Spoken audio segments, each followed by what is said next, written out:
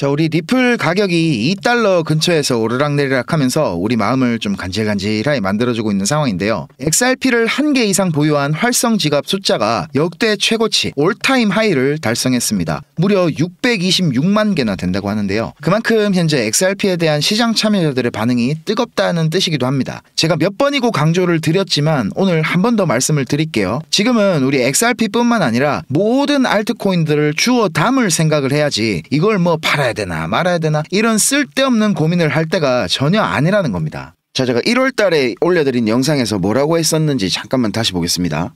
자, 그리고 지금 우리 업비트랑 바이낸스는 신고가의 영역이죠, 그죠? 자, 그런데 비트스탬프 차트는 이 고점이 남았습니다. 자, 이거 비트스탬프 주봉이거든요. 주봉이면 지금 요까지 올라왔어요. 그래서 요거 찍고 살짝 내려와서 요 라인에 있는데 지금 여기가 고점이에요. 여기가 3.317달러. 원화로는 지금 대략 한 4,900원 약간 안 되는 가격일 것 같은데 지금 업비트 힘이 세죠. 바이낸스 차트보다 업비트가 상방에 대한 힘이 더 셉니다. 그렇기 때문에 뭐 한 5,000원까지도 노려볼 수 있지 않나 저는 긍정적으로 바라보고 있고요. 자, 만약에 이 비트스탬프 차트 전고를 리플이 넘잖아요. 그러면 요 파동 길이 있죠. 요거에 대한 1대1 길이가 여기 3.58달러거든요. 자, 요런 자리들에서는 이 하방 압력이 강해질 수밖에 없습니다. 왜냐면 손절 구간이 명확하거든요. 요거를 보고 들어왔던 사람들은 아, 여기 손절 잡고 전고 조금 넘기는 구간 요런 데서 숏을 치면 되겠다. 이런 매도 압력이 강해지는 구간이기 때문에 어느 정도 이제 리플 밑에서 사신 분들은 여기서 분할 액자를 어느 정도 하시는 게 좋겠다 말씀드립니다. 자, 그리고 리플이 지금 이렇게 한 달 넘게 수렴을 하다가 상방으로 이탈을 했는데 제가 여기 앞에 나온 파동이 이 임펄스 너무나도 이게 충격 파동스럽다 말씀을 드리고 이게 4파 조정 그리고 5파 마지막 상승이라고 보고 있는데 이게 제가 생각하기엔 한 5,000원 근처까지 갈 것 같아요. 거기서 이제 크게 조정이 좀 올 것 같다는 생각이 들고 있는데요. 왜냐면 제가 지금 이 비트코인 시나리오가 상승에 대한 시나리오가 다 폐기가 됐습니다.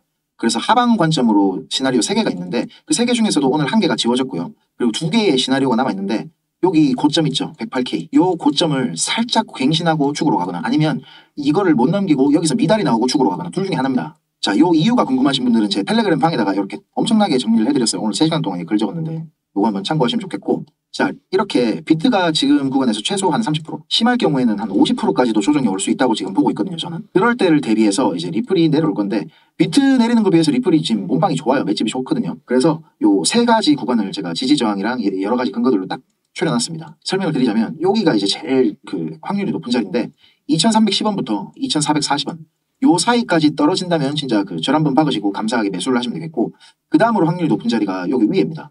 2,600원에서 2,700원. 여기는 아마 내려가더라도 한 번씩 튕기고 내려가는 자리가 될 거예요. 여기 매물대 하나 보이죠. 그리고 이제 조정이 생각보다 깊어져가지고 많이 내려왔으면 여기 매물대 상단 보이시죠. 2,060원부터 2,140원까지 요 구간이 좀 확률이 높아 보입니다. 요거고요. 자, 그리고 지금 리플이 모두 희망회로만 돌리고 있던 1월부터 저는 계속 말씀드렸습니다. 5,000원 근처 구간에서는 제발 수익 좀 챙기시고 대비를 하셔야 된다고. 자, 그리고 지금 만들어진 저점 2,426원 여기가 제일 확률이 높은 자리라고 제가 말씀을 드렸죠. 고점이 나오기도 전부터 여기서 사야 된다고 저는 말씀을 드렸습니다. 2,440원부터 2,310원 사이 구간. 자, 이제 다시 저점을 갱신할 가능성이 점점 낮아지고 있습니다. 장기적으로 생각한다면 지금 구간이 여전히 매력적인 매수 자리이긴 해도 혹시 모르는 거니까 추가 매수나 신규 매수 지금 생각하시는 분들은 지금 구간에서 그냥 뭐 아몰랑 하고 들어가시기보다는 3,020원 요 정도 구간을 이제 뚫어주고 리테스트하는 무빙 보여줄 때 이런 자리에서 이제 들어가는 게 좀 현명한 거라고 생각이 되고요. 대략적으로 한 3,960원에서 4,170원 요 사이에 강한 저항이 예상됩니다. 그러니까 밑에서 잘 매수하신 분들은 이런 구간에서는 어느 정도 이제 수익을 챙기셔야 됩니다. 아무도 관세 때문에 이 정도로 시장이 흔들릴 거라고 예상하지 못했습니다. 저조차도 몰랐어요. 근데 어떻게 그때부터 하락을 확신하게 됐냐? 뉴스는 차트를 완성시키기 위한 도구일 뿐이니까요. 저는 지금 이 위기가 금방 해결될 거라고 보고 있습니다. 왜냐하면 요 트럼프의 조디 요 입에서 시작된 상황이기 때문에 트럼프 한마디로 시장은 다시 언제 그랬냐는 듯 상승 랠리를 펼칠 수 있습니다. 미국과 중국이 지금 뭐 한치의 양보도 없이 팽팽하게 맞서는 것 같지만 지금 중국도 미국도 더 이상 이 상황을 지속할 수 없는 상황까지 왔다고 저는 봅니다. 오늘 이런 이유에 대해서 제가 자세하게 설명을 드려보겠습니다.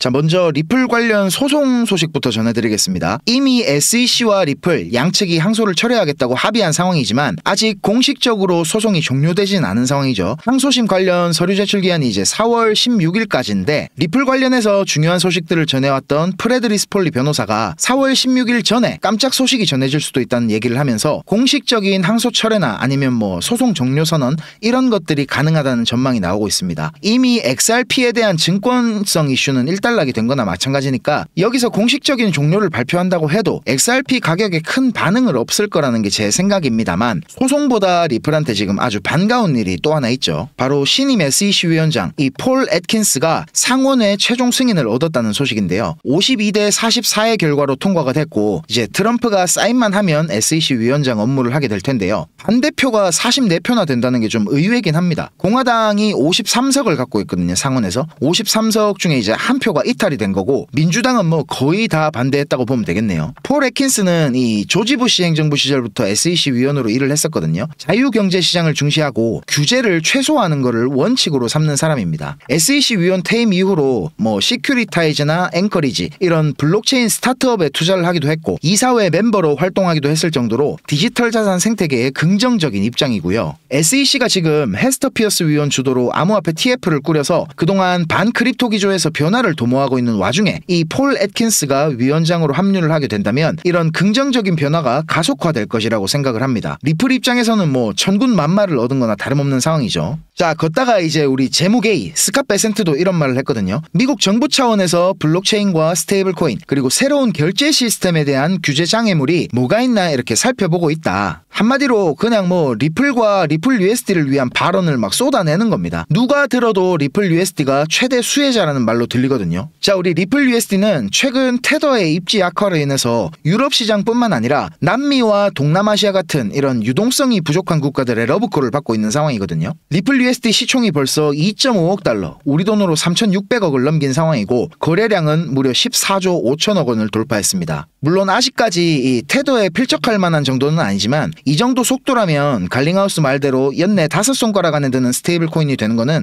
뭐 그냥 시간 문제라는 생각이 듭니다. 거기다가 이제 며칠 전에 인수를 발표했던 히든로드의 XRP 레저 이전 작업이 본격화가 된다면 더욱더 많은 자금이 XRP 레저로 들어오게 돼서 리플 USD의 몸집이 커지는 만큼 우리 XRP의 희소성도 더욱 시장의 주목을 받게 될 겁니다. 자, 이제 미국과 중국의 무역 전쟁이 클라이막스를 향해 달려가고 있습니다. 불과 어제까지만 해도 중국에게 이제 125% 관세를 때리고 나머지 전체 국가들에 대해서 10% 상호 관세와 90일 유예가 발표가 됐었죠. 그런데 새벽에 다시 트럼프가 20%를 추가해서 145% 관세를 부과한다고 밝히면서 중국이 과연 여기에다가 어떤 선택을 할지 관심이 집중되고 있는데요. 자, 그런데 제가 왜 중국도 미국도 지금 이 상황을 더 길게 갖고 가지 못한다고 확신을 하는지를 이제 말씀을 드릴 건데요. 자, 그 전에 약간의 배경 지식이 필요합니다. 미국은 그동안 이제 미국 내의 산업 기반을 희생해가면서 세계 경제 패권에 집중을 했었죠. 그런데 이런 산업 기반의 부재가 지금에 와서는 달러 기축통화 시스템을 위협하는 모순적인 상황이 발생을 한 겁니다. 그런 반면에 중국은 이제 세계의 공장이라고 불리고 있잖아요. 산업 기반을 튼튼히 해갖고 성장을 했고 이 산업 기반을 이용해서 앞으로 더 성장할 수가 있는 입장인 거죠. 그래서 트럼프 1기 정부 때도 이거를 캐치하고 이제 관세로 조질락한 거였는데 중국이 그때는 이제 제3국을 통해서 우회를 해가지고 미국에 수출하는 이런 교묘한 방법으로 무력화를 시켰던 거고 지금 취임하자마자 2차전을 벌이고 있는 겁니다. 자, 트럼프 관세가 발표될 때 일각에서는 이제 펭귄섬이나 맥도날드 섬 이렇게 사람이 하나도 안 사는데 관세를 때린다고 막 비웃었잖아요. 근데 트럼프는 제3국을 통한 우회 수출을 아예 미연에 방지하고자 이런데 빈틈을 안 주려고 했던 겁니다. 이미 제 생각에는 트럼프가 원하는 그림은 다 그려졌어요. 트럼프는 지금 모든 걸 다 얻은 상황이긴 하거든요. 그런데 딱 한 가지 트럼프가 간과했던 게 있습니다. 트럼프도 이 미국 국채 30년물, 세상에서 가장 안전한 자산이라고 생각하는 이 30년물의 금리가 5%에 육박할 정도로 이렇게 올라가리라고는 전혀 예상을 하지 못했다고 봅니다. 자, 이런 채권 금리는 어떨 때 올라갑니까? 경기가 좋을 때, 그러니까 안전자산에 대한 선호가 없을 때 오르겠죠. 그리고 인플레이션이 걱정될 때도 오를 것이고 경기 침체에 대한 우려가 없어졌을 때나 아니면 뭐 연준이 금리를 안 내리고 고집을 부리면 이게 올라가겠죠. 모든 상황을 한마디로 표현하면 살 사람은 없고 팔 사람만 있을 때 국채 금리는 올라가는 겁니다. 자, 그런데 지금 이렇게 미국 국채 30년물 금리가 오르는 이유가 뭘까요? 이거를 두고 뭐 소위 전문가라 하는 사람들도 중국이 미국채를 던져서 그랬다고 막 이래 말하는 분들이 있는데 이건 진짜 바보 같은 소리입니다. 미국 국채 시장의 규모가 대략 한 25조에서 27조 달러 요 정도로 추정되고 있는데요. 중국이 갖고 있는 미국채 규모는 뭐 한 0.7조 달러 이 정도밖에 안 됩니다. 진짜 문제는 바로 이 베이시스 트레이드라고 불리는 국채 돌림방이 문제인 겁니다. 이게 뭐냐면요. 헤지펀드들이 이제 국채를 삽니다. 그리고 나서 이 국채를 산 거를 다시 담보로 맡기고 돈을 더 빌려요. 왜냐? 국채만큼 안전한 게 없거든요. 은행에 가면 그냥 이거는 뭐 고민도 없이 돈을 빌려줍니다. 그러면 또 다시 대출받은 그 돈으로 국채를 또 사요. 그걸 이걸 담보로 또 잡고 또 돈을 더 빌립니다. 이런 식으로 이제 국채를 레버리지화 시키는 걸 베이시스 트레이드라 하거든요. 자, 이런 방식의 거래가 국채 금리가 안정적일 때는 문제가 없어요. 이럴 때는 돈을 조용히 버는 거지만 지금처럼 갑자기 막 국채금리가 발작을 하거나 시장 유동성이 말라버리면 헤지펀드들이 갖고 있던 담보가 강제로 청산이 되겠죠. 그러면서 이제 국채 시장의 매도 폭탄이 떨어지는 겁니다. 그러면서 국채 금리가 폭등을 하는 거거든요. 제가 봤을 때는 트럼프가 지금 이걸 생각을 못하고 질러버려가지고 갑자기 막 청산 물량이 쏟아지고 국채 금리가 오르니까 트럼프 입에서 이렇게 협상이라는 말이 먼저 나온 거라고 생각을 합니다. 우리 형님들 저 국제통화기금 아시죠? IMF. 우리도 옛날에 돈 빌린데 그거 있다 아닙니까? 공식 기관 중에 이 IMF가 미국 국채를 가장 많이 갖고 있거든요. 이게 대략 한 1조 달러 정도라고 추정이 됩니다. 그런데 헤지펀드들이 이런 식으로 돌려막기한 국채 규모가 IMF보다 지금 훨씬 더 크다고 해요. 대략적으로 1.5조 달러 이상, 전체 국채 시장 규모의 7%를 차지하고 있다고 추정됩니다. 자, 트럼프가 지금 미국 내 빅테크 기업들의 손실이나 아니면 뭐 투자 시장의 공포, 그리고 무역으로 먹고 사는 여러 나라들의 손해를 감수할 수는 있지만 미국 국채가 무너지면 미국의 기둥뿌리가 흔들릴 수도 있는 문제이기 때문에 트럼프 입에서 이렇게 먼저 협상을 원한다는 말이 나온 겁니다. 자, 그리고 중국 입장에서는 달러 위안화 환율 있죠. 이게 심리적 마지노선이 7.35입니다. 35. 이 숫자를 반드시 지켜야만 하거든요. 오늘 좀에 뭐 내려오긴 했는데 여기서 지금 비비고 있었어요. 7.35에서. 근데 여기를 넘어가는 순간 중국도 여태까지 겪어보지 못한 위기가 찾아오게 된다는 걸 너무 잘 알고 있거든요. 그래서 이런 상황에서 제일 좋은 해결책은 뭐냐면 안전자산인 금을 엄청나게 사들이는 건데, 근데 작년부터 중국 금 보유량이 역대 최고치를 계속 갈아치우고 있었잖아요. 이미 엄청난 규모로 금을 보유하고 있었기 때문에 여기서 뭐 금을 더 산다고 해도 약발이 안 먹히는 정도까지 온 거예요. 저는 트럼프가 이것조차 계산하고 중국을 압박했다고 생각하거든요. 자, 그러면 중국 입장에서는 남은 선택지가 두 가지인데 지금 유동성 풀던 거를 갑자기 긴축 모드로 돌아서서 금리를 올리고 시장에 풀린 돈을 막 회수를 하는 겁니다. 이런 선택을 하면 중국은 뭐 거의 자멸하는 거나 마찬가지라서 이거에 대한 가능성은 좀 낮아 보이고요. 자, 그러면 남은 거는 어쩔 수 없이 금리를 찔끔찔끔 막 요실금 걸린 거 멜로 올리면서 위안화 절하를 감소하고 유동성을 풀어야 되겠죠. 그러면서 대응해 나가는 게 최선이라고 생각됩니다. 자, 계속 막 두드려 맞으면서 앞으로 나가는 거죠. 이렇게 의도적으로 위안화 평가를 절하시키면 중국 수출품의 가격 경쟁력을 높이면서 미국의 관세 부담을 일부는 상쇄시킬 수 있지만 이것도 이제 완벽한 해결책이 아닙니다. 이게 만약에 장기화가 된다면 중국 내 자본 유출과 금융시장이 막 쑥대밭이 될 거거든요. 그래서 중국 입장에서는 지금 뭐 외줄타기를 하는 거나 마찬가지라는 거예요. 자, 그래서 앞으로 중국과 미국의 무역 전쟁은 빠른 속도로 진정이 될 거라고 보고 있고요. 중국 정부가 새로운 유동성 정책을 발표하거나 아니면 뭐 미국 연준이 금리 인하나 양적 완화에 대한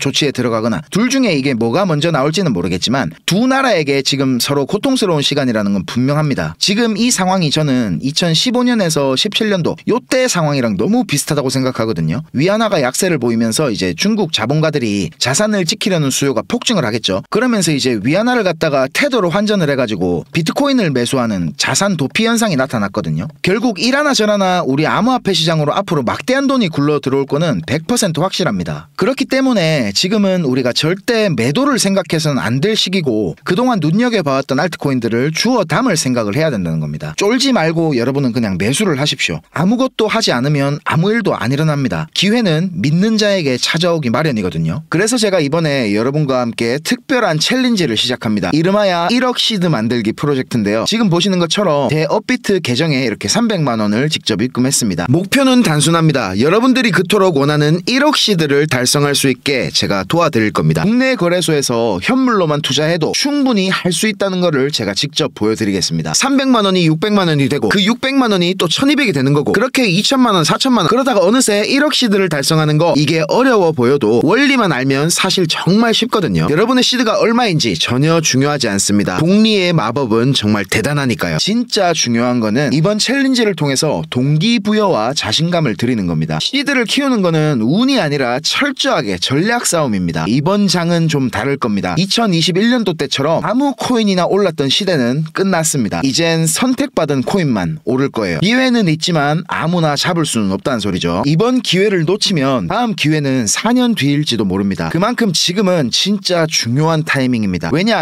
곧 세 번째 알트코인 시즌이 시작될 조짐이 강하게 나타나고 있기 때문입니다. 물론 지금 시장은 예전처럼 단순하지 않습니다. 정말 많이 어려워졌습니다. 여러분이 혼자 시장에서 수익을 내는 게 거의 불가능에 가깝다는 말입니다. 하지만 이번 챌린지에서는 그 극악의 확률을 이기는 방법을 배우실 수 있습니다. 제가 도와드릴 겁니다. 이거는 단순히 돈을 버는 챌린지가 아니라 여러분이 앞으로 평생 써먹을 수 있는 투자 습관을 만드는 과정입니다. 지금 시장에는 스테이블 코인, 그러니까 매수 대기 자금이 엄청나게 쌓여있는 상태입니다. 이 자금들이 한순간에 알트코인 시장으로 들어오는 순간 진짜 기회가 터질 겁니다. 그때 어떤 코인을 어떤 자리에서 잡느냐가 수익의 전부를 결정짓습니다. 저는 그 시기를 대비해서 미리 알트코인 리스트와 매매 전략을 지금 거의 준비해놨고 이번 챌린지를 통해 그걸 여러분들과 공유를 할 겁니다. 참가 조건은 단 하나입니다. 진짜 해보겠다는 의지. 참가비 같은 건 없고요. 그리고 꼭 업비트가 아니라 빗썸이나 코인원, 코비 다른 거래소를 쓰셔도 괜찮습니다. 초보자라도 전혀 상관없습니다. 진짜 중요한 거는 이걸 통해 내 인생을 바꿔보겠다는 의지입니다. 참여하시고 싶은 분은 010-5528-2156 010-5528-2156 이 번호로 참여 신청이라고 문자만 한 통 보내주세요. 그러면 챌린지 전용 링크를 바로 보내드리겠습니다. 주변에 코인에 관심 있는 친구나 가족이 있다면 함께 도전해보는 것도 정말 좋을 것 같고요. 이번 챌린지를 통해서 여러분들의 삶의 태도가 바뀌는 경험이 될 수도 있습니다. 누구나 손실을 겪습니다. 저도 수없이 많은 좌절을 겪었습니다. 셀시우스 파산, 루나 사태, FTX 파산 이 모든 거를 겪고도 저는 지금 여기까지 왔습니다. 저 같은 놈도 해냈잖아요. 여러분들도 할 수 있습니다. 이 시장을 정년 없는 평생 직장으로 만들어 보시고 싶은 분들, 수익이 꼭 필요하신 분들은 망설이지 말고 참여해보세요. 저는 다음 영상에서 더 깊이 있는 분석과 정보들로 찾아뵙겠습니다. 감사합니다.